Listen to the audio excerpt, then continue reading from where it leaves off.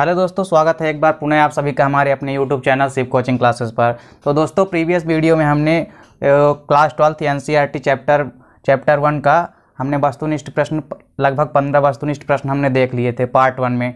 अब देखिए यहाँ पे पार्ट 2 में हम आपके लिए और 15 क्वेश्चन लेके आए हैं वस्तुनिष्ठ प्रश्न, जो पेपर के लिए काफ़ी इंपॉर्टेंट हैं। तो चलिए देखते हैं। जो हमारा पहला क्वेश्चन है दोस्तों, वो क्या है? ऐसे सभी जंतु जो अंडे देते हैं क्या कहलाते हैं? देखिए दोस्तों, प्रीवियस वीडियो में हमने आपको बताया था कि ऐसे सभी जंतु जो अंडे देते हैं उनको हम अंडप्रजक या ओविपायरा कहते हैं। चलिए दोस्तों, जो हमारा दूसरा क्वेश्चन है वो है बहुगुणन की प्रक्रिया क्या कहलाती है? तो देखिए दोस्तों, जो बहुगुणन की प्रक्रिया होती है क्या कहलाती है? यह जनन कहलाती है या रिप्रोडक्शन कहलाती है। चलिए थर्ड क्वेश्चन है दोस्तों हमारा, किस प्रक्रिया के परिणाम स्वरूप जीवाणु में क्लोन की उत्पत्ति होती है?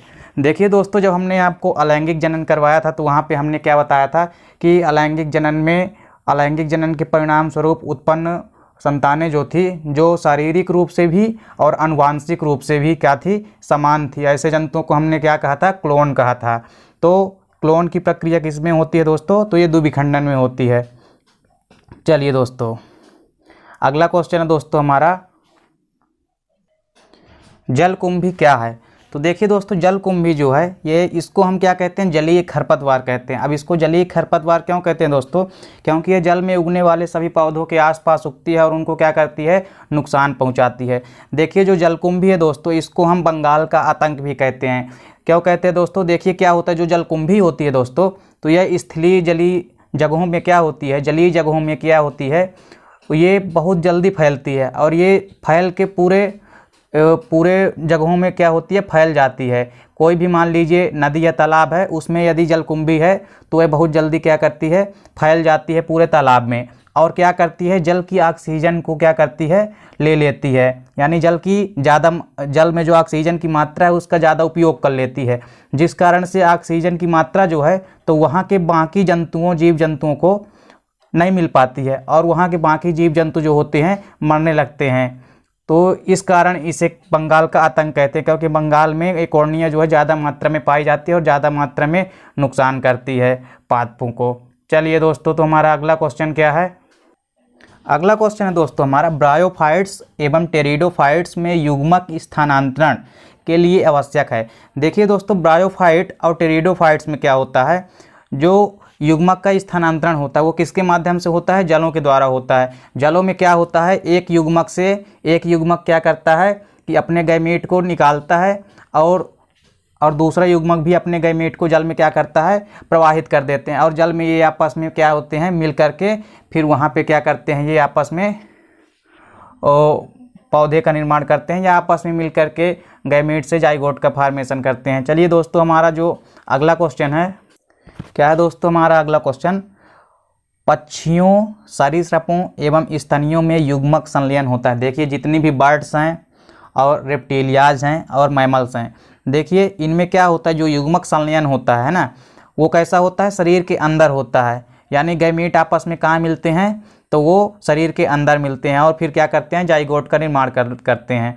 और इसके अलावा यदि हम बात करें एम्फीबियंस में या जितने उभयचर होते हैं, तो उनमें क्या होता है? उनमें जल में होता है या शरीर के बाहर होता है।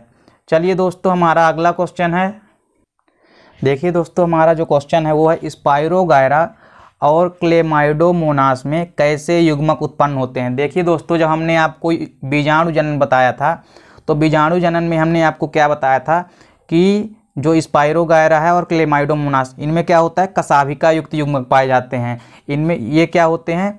चल जीवाणु होते थे। तो चल जीवाणुओं में चलने के लिए कशाभिका पाई जाती थी, जिसके माध्यम से ये चलते थे। चलिए दोस्तों, हमारा अगला क्वेश्चन है, पुनरुद्भवन की खोज किसने की? देखिए दोस्तों, अगला क्वेश्चन क्या है? पुनरुद्भवन की खोज किसने की? यानी रीजनरेशन की खोज सबसे पहले किसने की? तो इसका आंसर है दोस्तों, ट्रेम्बले नामक साइंटिस्ट ने की थी।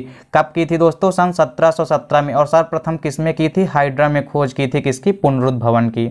चलिए नेक्स्ट क्वेश्चन है दोस्तों हमारा, अंतर्जात मुकुलन किसमें पाया जाता है? देखिए दोस्तों, हमने आपको मुकुलन में क्या पढ़ाया था कि मुकुलन दो प्रकार के होते थे। एक तो हमारा था अंतर्जात मुकुलन और दूसरा था बहिर्जात मुकुलन।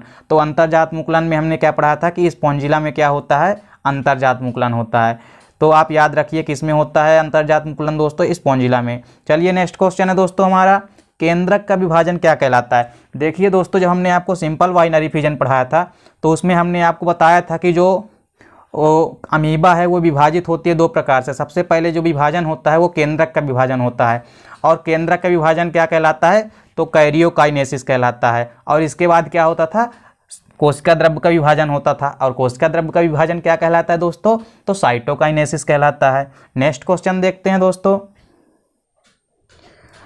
द्विविखंडन किन परिस्थितियों में होता है। देखिए दोस्तों, हमने आपको बाइनरी फिजन में क्या बताया था कि यह द्विविखंडन जो है हमेशा अनुकूल परिस्थितियों में होता है या फेवरेबल कंडीशन में होता है।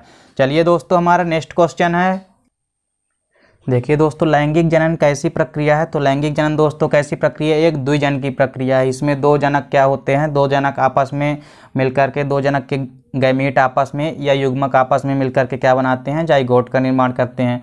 चलिए दोस्तों, हमारा अगला क्वेश्चन क्या है, पुष्पी पौधों में युग्मनज से भ्रूण बनते हैं। देखिए, पुष्पी पौधों में जो युग्मनज से भ्रूण बनते हैं यानी जाइगोट से जो भ्रूण बनता है वो कहाँ बनता है, तो वो बीजांड के अंदर बनता है दोस्तों, और कहाँ बनता है, भ्रूण कोश में बनता है। चलिए दोस्तों, आशा करता हूँ कि वीडियो आपको अच्छी लगी होगी। तो दोस्तों, यदि वीडियो आपको अच्छी लगी हो तो आप लाइक शेयर और कमेंट करें। मिलते हैं दोस्तों आपसे नेक्स्ट वीडियो में, तब तक के लिए जय हिंद, वंदे मातरम।